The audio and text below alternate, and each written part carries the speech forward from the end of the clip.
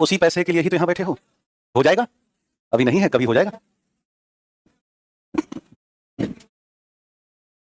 क्या चीज? क्या बेटा? नार्को टेस्ट क्या होता है?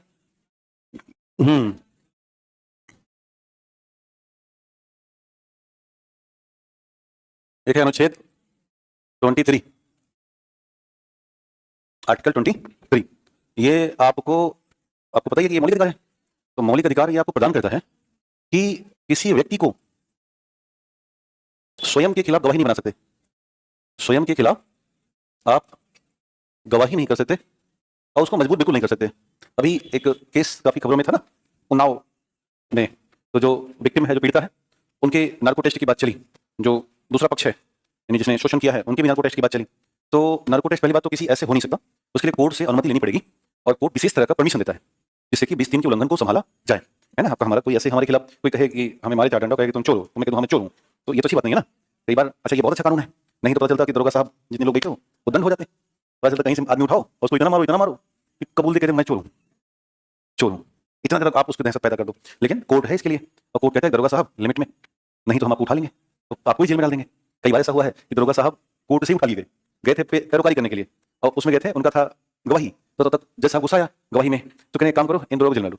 दरोगा साहब जेल के अंदर आएंगे, मैं दरोगा में जेल में, चलो ठीक है। तो पहली बात तो ये तय करते हैं। दूसरा, इसमें एक इंजेक्शन देते हैं, वो है सोडियम पेंटोथल और एमाइटॉल।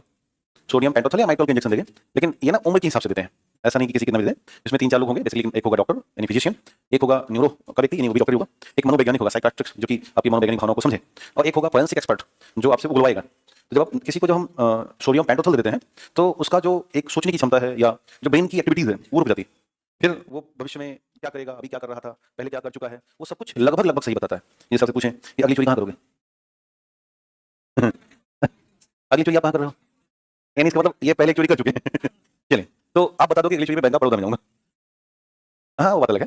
तो ये एक तरीके से जो ब्रेन पर हमारा कंट्रोल होता है। अभी क्या कंट्रोल थोड़ा ना कि आप चीनी खाए हो, नहीं खाए, Johnny Johnny yes papa, eating sugar no papa. लेकिन अगर जॉनी को हम सोडियम पेंटोथल लगा देंगे तो Johnny Johnny yes papa, eating sugar yes papa, तो सारा के लिए समझ में। बट इसको कोर्ट साक्ष्य नहीं मानता।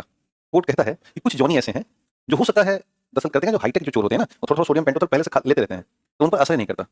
पूरा इंजेक्शन लगा दो, Johnny Johnny yes papa, eating sugar no papa. और इंजेक्शन लगा है तो पापा करें यार इंजेक्शन लगाए तो मतलब सही बोल रहा है, तो ये लोग पहले से हैबिटेट होते हैं। इसका एक ही उद्देश्य है कि आप साक्ष्य तक पहुंचोगे। जैसे कि उसे पूछेगा लाश कहाँ छिपाए हो, तो कहेगा कि घर के पीछे वाले हिस्से में, खोदा गया तो कुत्ते की लाश निकली। फिर उससे पूछेगा लाश कहाँ छिपाए हो, तो कह रहा है कि थाने में, दरोगा साहब थाना था उसी सामने, सब कर पा रहे हो दृश्यम। तो अब जो न्यू कंपाउंड था थाने का, उसी में उसने छुपा दिया था।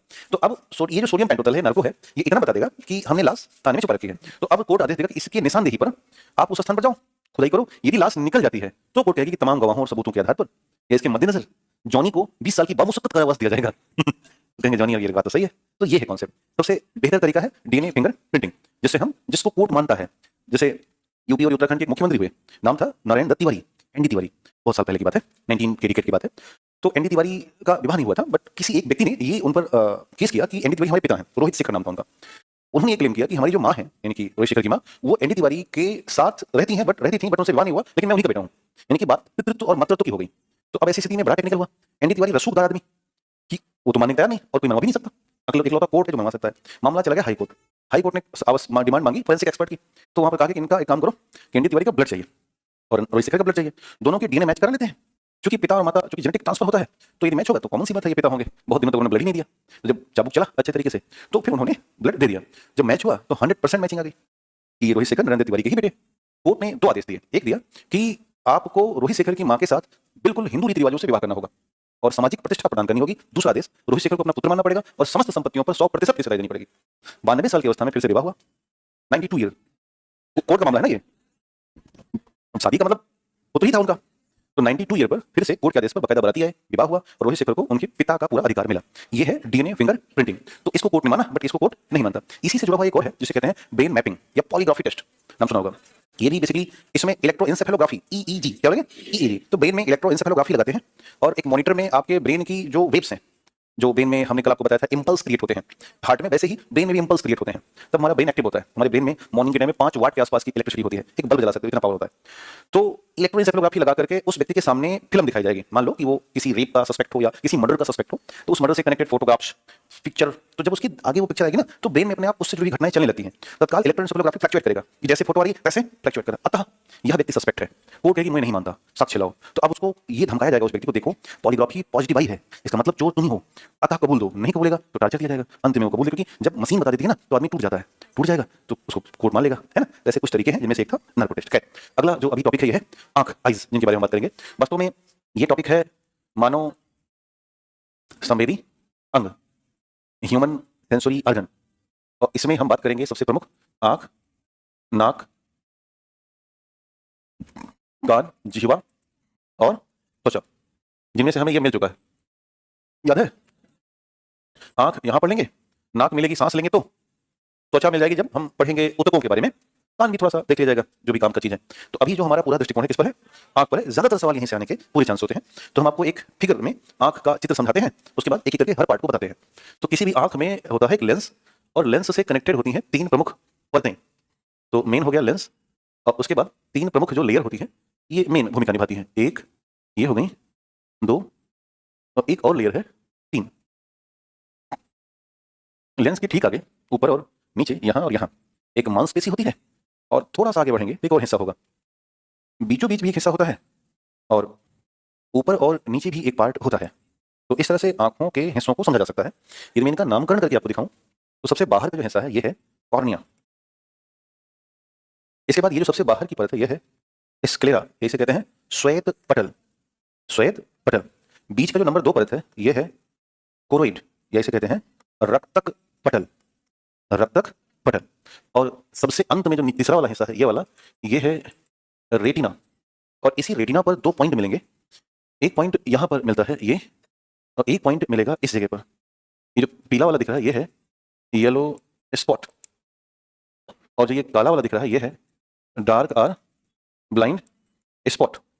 और इसी डार्क या ब्लाइंड स्पॉट से बहुत छोटे छोटे नर्व्स निकलते हैं, जिन्हें कहा जाता है ऑप्टिक नर्व, और ये सीधे जाके जुड़ जाते हैं हमारे ब्रेन से। क्लियर? यानी कि ये है पेरिफेरल नर्व सिस्टम। याद है, आंख से ब्रेन जा रहा है। ठीक, आगे थोड़ा बढ़ेंगे तो ये जो आपको हिस्सा दिखाई दे रहा है यह है लेंस, और ये जो डॉट ऊपर और नीचे हैं इन्हें कहते हैं सिलियरी मांसपेशी, सिलियरी मांसपेशी। ये जो बीच में आपको हिस्सा दिखाई दे रहा है ये है पुतली, और जो ये गुलाबी रंग में दिखाई दिया ऊपर और नीचे ये है आइरिस। इसके अलावा आंख में एक बहुत ही थिक हिस्सा भरा होता है इस तरह से, इसे कहा जाता है बिट्रस ह्यूमर या काचाभ द्रव। ये है बिट्रस अथवा काचाभ। और थोड़ा और आगे देखेंगे यहां पर, तो यहां भी एक द्रव भरा होता है जिसे हम कहते हैं जलीय द्रव, या इसे कहा जाएगा एक्वस ह्यूमर, एक्वस ह्यूमर। तो ये एक आंख का हिस्सा है जिसे हमें अपनी कॉपी में बना लेना है। यदि आपने नहीं बनाया तो, या आपके पास है तो बहुत अच्छी बात है। अब एक एक करके इन्हीं हिस्सों के बारे में पढ़ेंगे जहां से सवाल बन सकता है। जैसे पहला जो पार्ट है वो है कॉर्निया। ध्यान देना, कॉर्निया को अगर आप बहुत पास से देखोगे तो सबसे बाहर है ये, एकदम बाहर की तरफ, और ये ट्रांसपेरेंट है बिल्कुल, इसमें कोई कलरिंग नहीं है। तो लिखा है आंख की प्रथम क्या है, पारदर्शी परत है।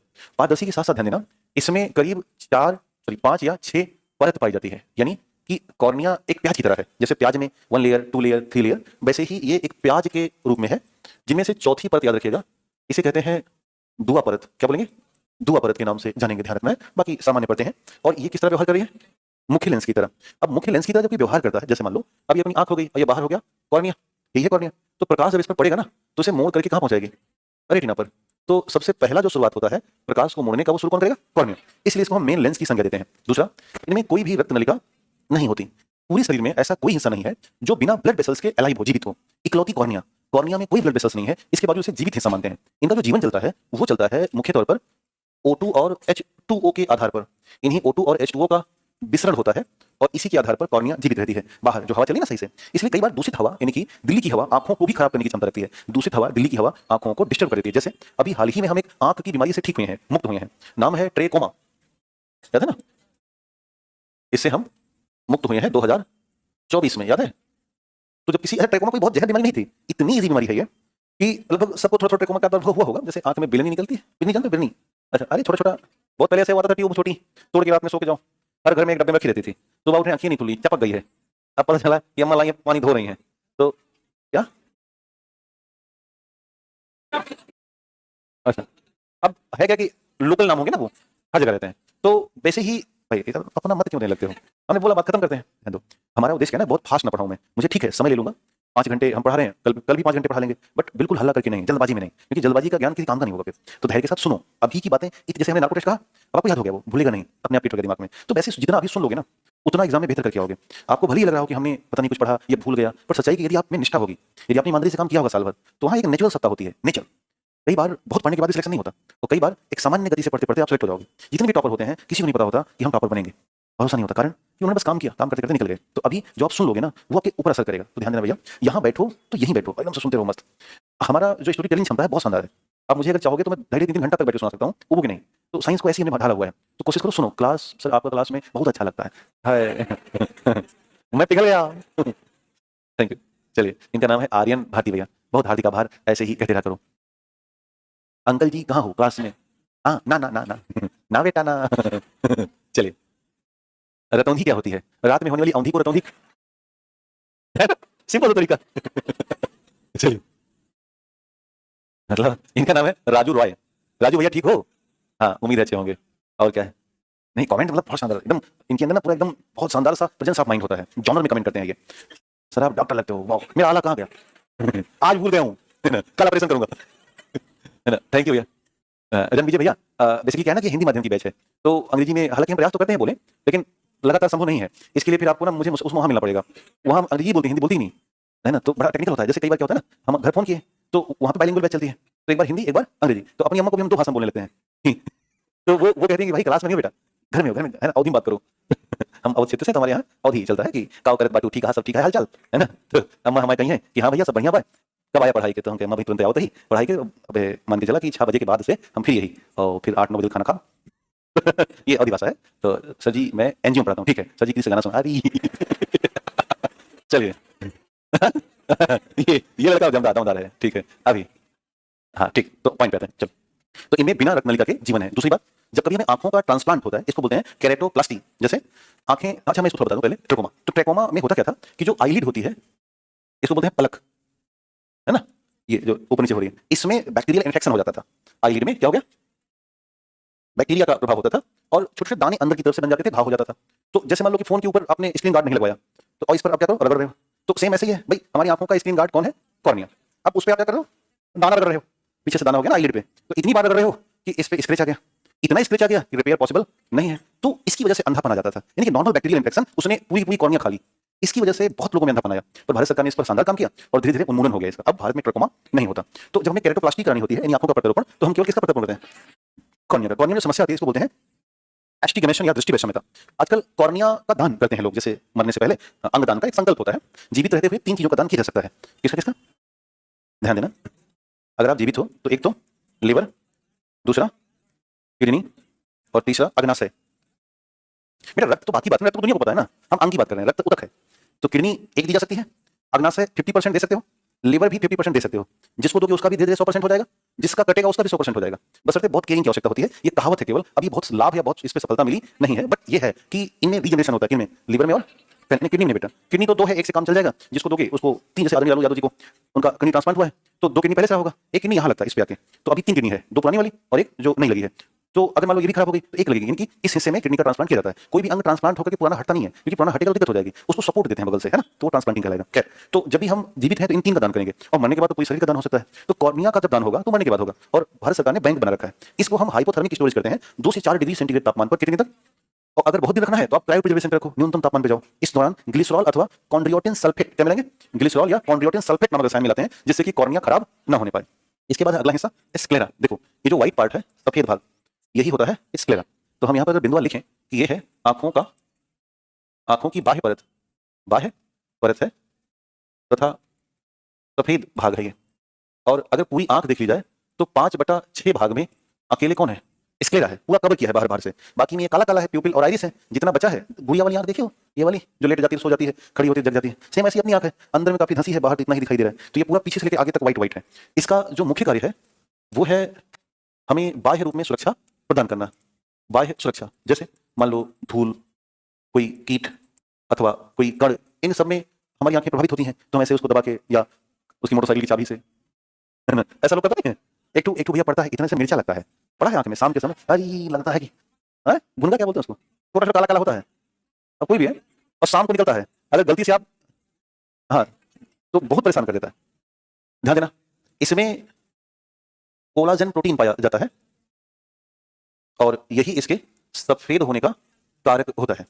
तो मूलतः इसका जो काम है वो है सिक्योरिटी, यानी कि आउटर प्रोटेक्शन प्रोवाइड करना। दूसरा जो हिस्सा है वो है कोरोइडिया, इसे कहते हैं रक्तक पटल। चित्र में हमने सबको चिन्हित किया है। ये वास्तव में आंखों की दूसरी अथवा मध्यम परत होती है। दूसरी खास बात कि इसमें सूक्ष्म रक्त नलिकाएं पाई जाती हैं, सूक्ष्म रक्त नलिका पाई जाती है। अब रक्त नलिका है तो इसमें बहुत कॉमन सी बात है कि ब्लड भी होगा। तो जो ये वाला हिस्सा है रेड कलर का बीच वाला, वही है कोरोइडिया रक्तक पटल। अब सवाल है इसका कार्य क्या है। तो चूंकि इसमें ब्लड होता है तो ब्लड होने के नाते इसमें ग्लूकोज भी होगा, पढ़ा ना आपने, अर्थात यह आंखों को पोषण प्रदान कर सकता है, यानी आंखें थोड़ी बहुत इससे पोषण ले सकती हैं। दूसरा, अपनी जो आंखें हैं ये इतनी ऊपर का परत चिकना है कि कई बार लाइट आती है और फिर से लौट जाएगी, यानी कि बहुत मल्टीपल रिफ्लेक्शन हो सकता है या ज्यादा रिफ्लेक्शन हो सकता है। जैसे बिल्डिंग का देखा होगा तो हम देख ही नहीं पाते, इतना तेज वहां पे लाइट होती है, ज्यादा रिफ्लेक्शन होने से हमें दिखाई नहीं देगा। इनका काम है कि आंखों में परावर्तन को कम करना, क्या करना, परावर्तन को कम करना तथा प्रतिबिंब निर्माण में सहायता करना, तथा प्रतिबिंब निर्माण में सहायता करना। तो ये इनकी भूमिका है रक्तक पटल की। थोड़ा और नीचे चलेंगे तो तीसरी लेयर देखिए जिसका नाम है रेटिना। यह आंखों की जो कि एक प्रकार का फोटो रिसेप्टर है, यानी हिंदी में कहते हैं प्रकाश संवेदक, अर्थात जो लाइट के प्रति संवेदनशील हो। रेटिना ही ऐसी है जिस पर इमेज बनेगा, यानी यहीं पर प्रतिबिंब का निर्माण होता है। कैसा, और छोटा, थोड़ा सा छोटा होगा। रेटिना की फोटो रिसेप्टर सेल दो प्रकार की है, एक है रॉड सेल और एक है कोन सेल, है ना। तो यदि हम इनकी दोनों फोटो रिसेप्टर सेल को समझें तो रेटिना में मूलतः हमें एक मिली है कोन सेल, और यानी इसे कहते हैं शंकु कोशिका, और दूसरी मिली है रॉड सेल, इन्हें हम कहते हैं साल्का। तो इनकी थोड़ी सी समझ ऐसे रखिएगा कि कोन सेल सूर्य प्रकाश अथवा एलईडी लाइट के प्रति संवेदनशील हैं, के प्रति संवेदन होती हैं, और इनकी खास बात यह है कि ये हमें रंगीन दुनिया दिखाती हैं, अर्थात जो कलरफुल वर्ड है उसे हम देख पाते हैं। रीजन, कोन सेल तीन तरह की होती हैं, एक होती है रेड कोन सेल, एक होती है ब्लू कोन सेल, और एक होती है ग्रीन कोन सेल। और आपको ये बिल्कुल पता है कि प्राथमिक रंग यही होते हैं, लाल, हरा और नीला। तो इन्हीं तीनों कोन सेल को मिक्स करके हम सभी प्रकार के रंग देख पाते हैं, सभी रंग देखते हैं। हमारी आंखों की क्षमता असीमित है। अब सवाल है कि कई बार कोन सेल में प्रॉब्लम आ जाती है, और वो प्रॉब्लम है जेनेटिक इशू, जिसे हम कहते हैं CVD, कलर ब्लाइंडनेस डिजीज, है ना, CVD, यानी कि हिंदी में कहेंगे वर्णांधता। बहुत कॉमन वर्णांधता है रेड CVD, और दूसरी कॉमन है ग्रीन CVD, बट ब्लू वाली जल्दी से नहीं होती है। तो अगर लाल कोन सेल खराब है तो रेड CVD, और ग्रीन है तो ग्रीन CVD। इसे ठीक होना लगभग संभव नहीं है, जिसको है उसको है, सिंपल सी बात है। अगला है रॉड सेल। रॉड सेल अंधेरे में अथवा मंद प्रकाश में सक्रिय होता है, और इसकी खास बात यह है कि ये ब्लैक एंड व्हाइट, यानी कि श्वेत श्याम दृश्यता प्रदान करता है। जो पेड़ दिन में हरा होता है वही पेड़ रात में काला और सफेद हो जाता है। कभी ध्यान दिया है, क्योंकि रात हुई तो वो ब्लैक एंड व्हाइट हो जाएगा, क्योंकि हमारे पास रॉड सेल एक्टिव होती है। अब ध्यान देना कि इसका जो मेन काम है, एक होता है रोडोप्सिन पिगमेंट या रंजक। ये तब बनेगा जब आपके पास विटामिन ए की मात्रा ज्यादा होती है, ठीक होती है, तो ही रॉड सेल सक्रिय होगा, और अंधेरे में या मंद प्रकाश में ब्लैक एंड व्हाइट दिखाएगा। लेकिन कई बार क्या होता है कि रॉड सेल में इशू आ जाएगा। इशू किसका आएगा, विटामिन ए कम हो गया, जैसे कम हुआ तुरंत भैया रात में होने वाली औंधी, नाइट ब्लाइंडनेस हो जाएगा। अब ध्यान देना, ये कोई जेनेटिक समस्या नहीं है, ये अभाव जनता है। यदि आप उसे फिर से विटामिन ए देना शुरू कर देंगे तो उसका काम ठीक हो जाएगा, है ना। तो ये रहा रेटिना के दो हिस्से, रॉड सेल और कोन सेल। जैसे अब अगर हम बात कर रहे हैं ह्यूमन की ना, मानव की, तो मानव में दोनों होता है, कोन सेल भी होता है और रॉड सेल भी होता है। इसलिए हम डे और नाइट दोनों में देखते हैं। तो दिन में रंगीन देखेंगे, रात में हमने तो भाई एलईडी लाइट जला ली है, तो रात में भी हम, लेकिन रात में ना ब्लू और ब्लैक कपड़ा लेने में दिक्कत पैदा होगी। जो बहुत डार्क नेवी ब्लू कपड़ा है और ब्लैक, तो रात में अगर लाइट सही नहीं है तो आप बहुत क्लियर नहीं कर पाओगे, लेके आओगे नेवी ब्लू निकलेगा ब्लैक। तो इसलिए क्योंकि आंखें उतनी ज्यादा सहजता नहीं दिखाती हैं। कुछ ऐसे जानवर हैं जैसे चिकन या मुर्गी या मुर्गा, इनके साथ समस्या क्या है कि इनके पास केवल कोन सेल ओनली। तो दिन में तो ये अच्छा से देखते हैं, एकदम मस्त है, लेकिन जैसे अंधेरा होगा इनकी दृश्यता डाउन हो जाएगी, क्योंकि ये जानवर हैं, इनकी मेमोरी भी अच्छी नहीं होती। तो तनाव आ जाएगा भाई, रात में इनको आंखें खत्म हो गई, रात भर टेंशन रहते हैं, सुबह दिखा फिर से कुछ चिल्लाए कि यार नहीं गड़बड़ नहीं था, आंख हमारी ठीक थी। ऐसा रोज होता है इनके साथ। कुछ ऐसे जो नॉक्टर्नल एनिमल हैं, इनकी रात्रिचर, जैसे कि उल्लू आदि, इनमें केवल रॉड सेल ही एक्टिव होगा ओनली। अब ये रात्रि में ही दिखेंगे, दिन में देखते हैं ऐसा नहीं है, लेकिन बहुत धुंधला। दिन में किसी पेड़ ओड़ में जाके छिपे रहते हैं, है ना। हमने एक दिन गांव में अपने यहाँ उल्लू देखा, तो उसको हम बाहर निकाल के दिन में लाए, तो हमने देखा जो काम कर रहा था ऐसा नहीं भाग रहा था उधर, बट वो हल्का धुंधला ही देखते हैं, मतलब बाद में छोड़ दिया, मारा नहीं उसको। बहुत डरावने होते हैं ना उल्लू। दुनिया के टॉप मोस्ट इंटेलिजेंट बर्ड में से एक है वो उल्लू, लेकिन लोग क्या कहते हैं, बहुत उल्लू आदमी हो यार। ये कहावत है कि उल्लू की तरह का है हो, तो उल्लू मतलब कि हाँ हाँ, हम लोग ऐसे कहते हैं कि जो थोड़ा मूर्ख हो सो क्या जाएगा उल्लू, जबकि सबसे टॉप क्वालिटी का इंटेलिजेंट बर्ड है वो, ऐसा है। कहावत निकल गई। किसी दिन किसी को लगा उल्लू पागला है, तो सब लोगों ने कह दिया कि जो इंसान पागला है उसका नाम क्या है, उल्लू, तो उससे चल गए। खैर, इसके बाद थोड़ा और आगे बढ़ा जाएगा तो एक हिस्सा मिलेगा आइरिस और पुतली का। ये जो काला काला है ये पुतली है, और जो कलर वाला है ये आइरिस है। ये आंख है ऋतिक रोशन की, नहीं मतलब हमें, हम कोई दावा ना कर रहे हैं, मैंने फोटो खींचा है कहीं से निकाला है, क्रीज की, ये क्रीज की आंख है ना, ये कह रही ली बेटा। खैर, तो समझ में आया। देखो ये जो पिपिल है ये सबके पास है, ठीक बगल वाली आंख में आप देख सकते हो, तो पिपिल दिखेगा, और जो कलर है आमतौर पे ब्लू ब्लैक ग्रीन जो भी आए वो आइरिस है। तो हम इसके लिए परिभाषा कहें तो ऐसे कह सकते हैं कि पुतली व आइरिस एक अपारदर्शी परत होती हैं, जो कि आंखों में प्रवेश करने वाले प्रकाश की मात्रा का निर्धारण करती हैं, प्रकाश की मात्रा का निर्धारण करती हैं।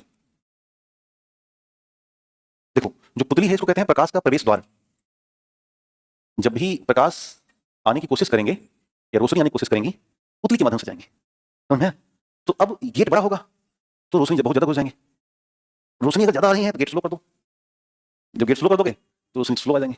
तो यही कहानी है, यदि प्रकाश ज्यादा है तो क्या होगा और प्रकाश कम है तो क्या होगा। ध्यान दो, यदि जहां हम रह रहे हैं वहां अधिक प्रकाश है तो हमारा काम यह है कि हम अपनी आंखों को हल्का सा सिकुड़ते हैं, अर्थात जो ये पुतली है हल्का सिकुड़ेगी, और जब पुतली सिकुड़ेगी तो कौन बड़ा हो जाएगा, आइरिस।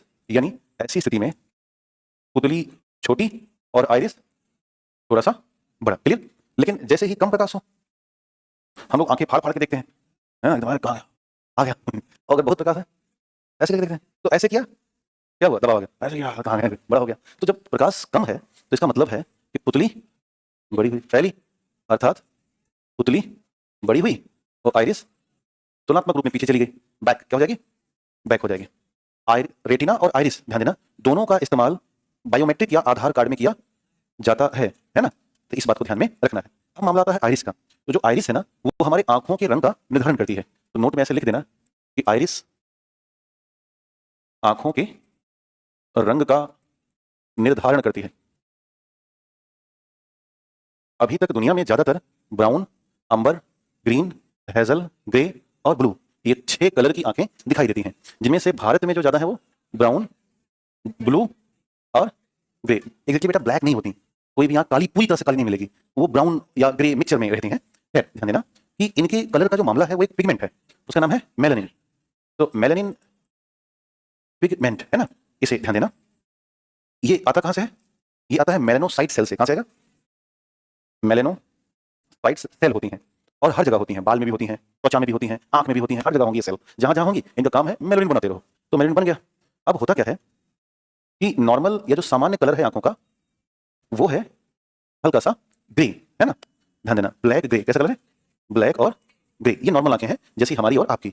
इसमें जो मेलानिन होगा वो सामान्य होता है, लेकिन जैसे ही मेलानिन ज्यादा हो जाएगा तुरंत वो आंख ऋतिक रोशन वाली बन जाएगी, ये हो जाएगी ब्राउन। और जैसे ही मेलानिन कम हुआ तुरंत ऐश्वर्या राय की आंख बन जाएगी, कैसी, ब्लू, यानी कि नीली। तो बेसिकली कलर का कोई ऐसा दृष्टिकोण नहीं है कि कलर नीला है तो कम दिखेगा या काला है तो ज्यादा दिखेगा, वो केवल रंगीन मामले हैं, कलर के मामले हैं। दरअसल जो मेलानिन होता है 3 तरह का होता है। इतना समझ में आया, ठीक। तो ध्यान देना, रीजन क्या है, मेलानिन। अब इस मेलानिन में जो सबसे इंपॉर्टेंट बात समझनी है वो है ईयू मेलानिन। ध्यान देना, हमारी आंखों के रंग का निर्धारण कौन करेगा, ईयू मेलानिन, क्योंकि ये 3 तरह के होते हैं, ध्यान रखना। एक होता है ईयू मेलानिन, एक होता है हेयो मेलानिन, और एक होता है न्यूरो मेलानिन। 3 तरह के मेलानिन अपने बॉडी में पाए जाएंगे।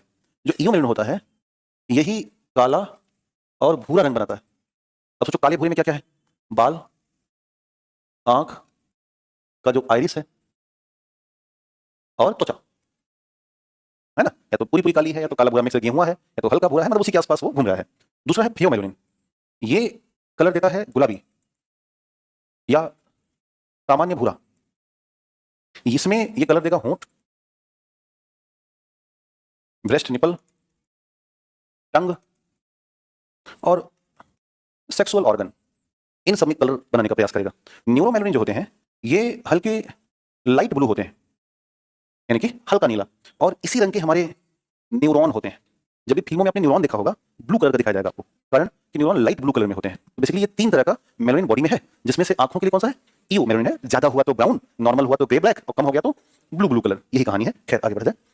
इसके बाद का नाम है आंखों का लेंस। तो हमारी आंखों में लेंस जो है वो है तो मेन लेंस, बट आंखों का जो मेन लेंस वो कौन हो गया, कॉर्निया, अभी देखा गया था ना। तो जब आप आंखों के लेंस देखेंगे तो कुछ वो ऐसा दिखाई देगा। ये होता है बाई कॉन्वेक्स उभयोत्तल। क्या होगा, उभयोत्तल। दूसरा, इसका अगर कोई कार्य पूछे आपसे तो बताना है कि प्रकाश किरणों को मोड़ता है और किरणों को मोड़कर कहां पहुंचाएगा, रेटिना पर पहुंचाता है, रेटिना पर पहुंचाता है, जिससे कि क्या बन सके, प्रतिबिंब का निर्माण हो सके। कई बार बढ़ती उम्र के साथ लेंस क्लाउडी हो जाता है, जिसको बोलते हैं मोतियाबिंद, कैटरेक्ट। तो एक बीमारी है कैटरेक्ट या मोतियाबिंद। हमको भी होनी है, आपको भी होनी है, ध्यान देना, पक्का होनी है। कारण दिन भर मोबाइल फोन चलाते हैं। हालांकि तनाव नहीं लेना, जब तक होगी तब तक इतना आसान इलाज आ चुका होगा कि मुश्किल से 10 मिनट मोतियाबिंद ठीक हो जाएगा। Only 10 minute, nothing else.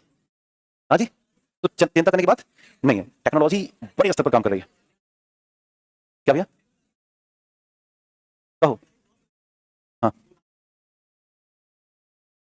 मुझे नहीं पता उसके बारे में, हो सकता है बहुत सी चीजें हैं जो हम नहीं जानते होंगे ना, हम इंसानी तो है, विकिपीडिया तो है नहीं, हमारी पढ़ने की लिमिट है। खैर, तो जो कैटरेक्ट है इसमें क्या होगा, जैसे ही 45-50 साल के हम होंगे अचानक चीजें धुंधली दिखाई देंगी। ये नॉर्मल, ये कैटरेक्ट। जो कलर है दिखने से ही आपकी आंखों में व्हाइट व्हाइट सा दिखेगा। तो अब इसका एक तरीका है, बेसिकली ये क्लाउडी है, यानी कि कैटरेक्ट में होता क्या है, इसका मुख्य कारण अगर पूछा जाए तो कारण यह है कि लेंस धुंधला हो जाता है। और रीजन क्या है, बढ़ती उम्र, पोषण की कमी, अधिक मोबाइल और न्यूरो की बीमारी। न्यूरो मधुमेह की बीमारी। मधुमेह रोग आंखों का काल है। अगर डायबिटीज हो गया है तो आंखों को जहर पैदा कर रहा है, वो पहला प्रयास आंख ले जाता है वो। इसलिए डायबिटिक लोगों को आंखों से बिल्कुल बदमाशी नहीं करनी चाहिए, अगर है तो तत्काल इलाज कराएं। तो लेंस जब धुंधला हुआ तो दिखाई देना कम हो जाएगा। तो अब इसका एक तरीका है, तरीका यह है कि हम कैटरेक्ट का ऑपरेशन कराएंगे, सर्जरी, और कोई तरीका नहीं है। इसके लिए हम इस्तेमाल करते हैं इंट्राओकुलर लेंस। क्या इस्तेमाल करेंगे, हाँ ध्यान देना, कृत्रिम रूप से निर्मित इंट्राकुलर लेंस का उपयोग होता है। और इसको करने के लिए हम एक सर्जरी करवाएंगे जिसका नाम है लेजिक लेजर सर्जरी। क्या है, लेजिक लेजर सर्जरी कराते हैं। या अगर ये नहीं करेंगे तो वो करेंगे सीसीएम फेको। ये भी बहुत प्रसिद्ध सर्जरी है, सीसीएम फेको सर्जरी। ये अभी है, फ्यूचरिस्टिक स्तर पर रोबोटिक सर्जरी भी आने लगी है।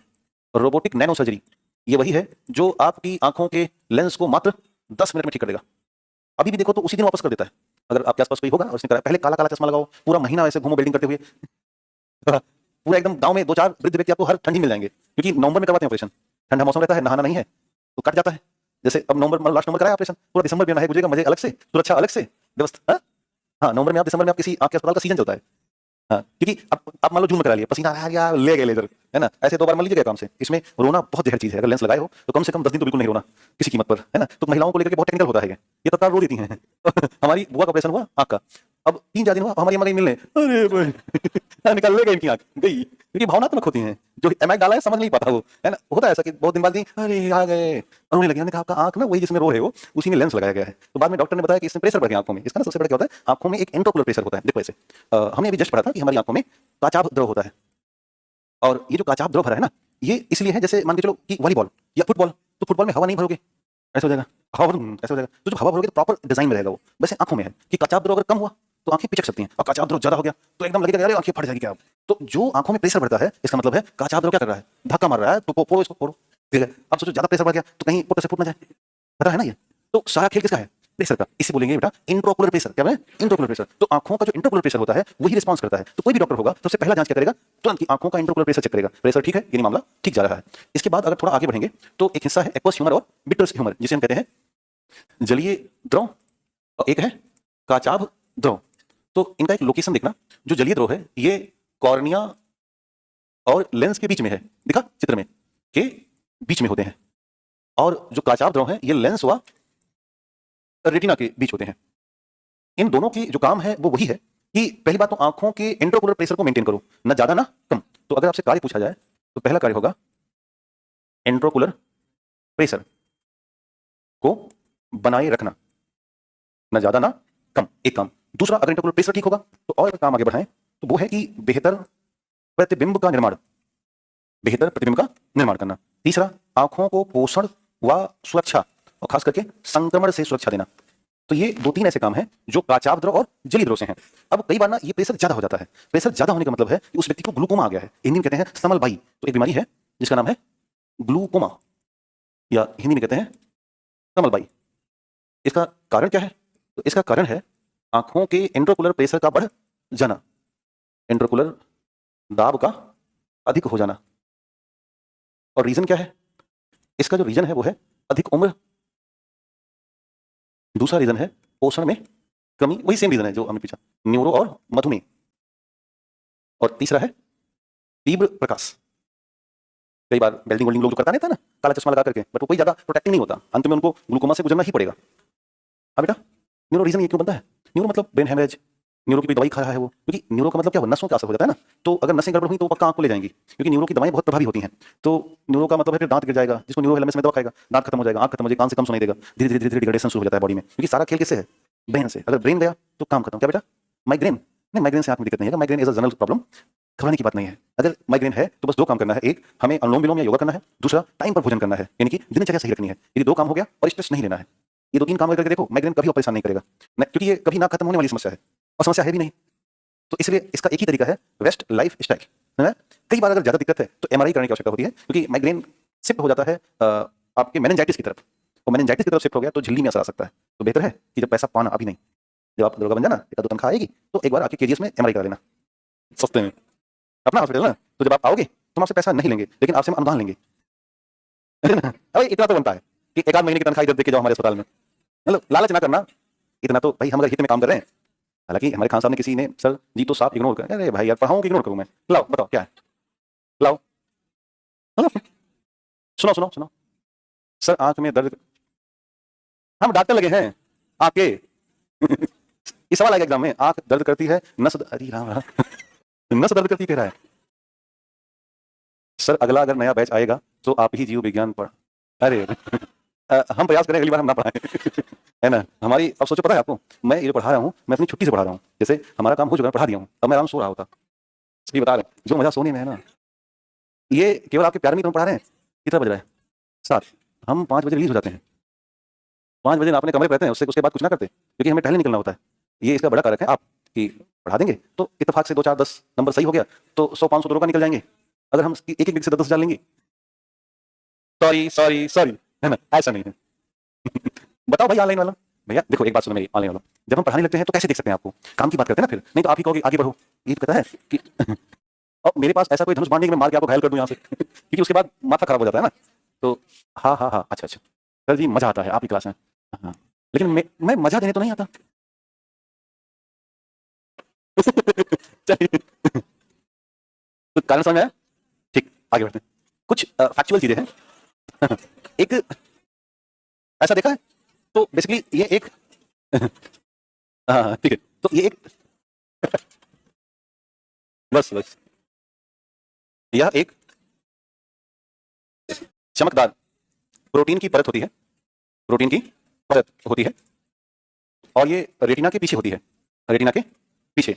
और ज्यादातर जो रात्रिचर जानवर है उनमें, लगभग सभी जानवरों में ये पाया जाएगा, और इनका काम है कि प्रकाश में इनमें चमक उत्पन्न होती है। इसके पीछे के रीजन है कि ये अपने प्रे को डराते हैं, दूसरा ये अपने शिकारी को भी डरा देते हैं, तो दोनों डर जाते हैं, इनका जीवन काल थोड़ा सुरक्षित रहता है। जैसे बच्चे हमारी रात में इनको देख लेंगे तो डर जाएंगे, कई बार छोटे बच्चे डरते हैं ऐसा, आप लाइट मारा मम्मी रे, क्या बिलाल काट रही है, इन क्या करे मम्मी बिलाल काट रही थी, बिलाल कैसे काट सकती है? अगला एक ग्लैंड है जिसका नाम है माइबोमियन ग्लैंड।